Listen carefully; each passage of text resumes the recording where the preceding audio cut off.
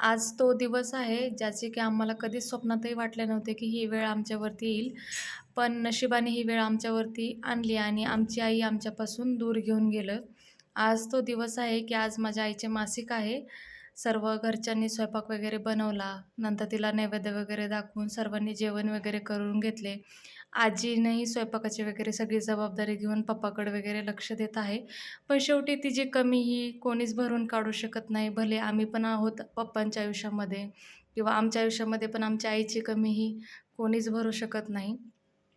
आम्हाला जेव्हा पण आम्ही कधी पण आम्हाला तिची आठवण येते, त्यावेळेस आम्हाला तिचे जे स्वप्न होते तिचे आमच्याबद्दलचे किंवा लेकरांबद्दलचे व तिचे स्वतःचे काही स्वप्न होते, ते स्वप्न सगळे अधुरे झाले आणि शेवटी ही खंत मनामध्ये तिच्या होती आणि ती आजारी असताना पण म्हणायची, की "मी फक्त बरी व्हायला पाहिजे एकदा. बरी झाल्यानंतर आपलं सगळं काही व्यवस्थित होईल. तुमचे सगळे भैय्याचं लग्न, तुझे लेकरं वगैरे मला सगळे पाहायचे आहेत." पप्पांना म्हातारपणामध्ये त्यांची साथ द्यायची कारण आजारी पडल्यानंतर त्यांना आजार हा सहन होत नाही. पण शेवटी नशिबाने आमच्यावरती घात केला आणि आमची आई आमच्यापासून दूर गेली. शेवटी आईचे प्रेम हे कोणीच देऊ शकत नाही आणि बायकोची माया ही नवऱ्याला कोणीच देऊ शकत नाही. शेवटी ज्याची त्याची व्यक्ती ज्याला त्याला पाहिजे.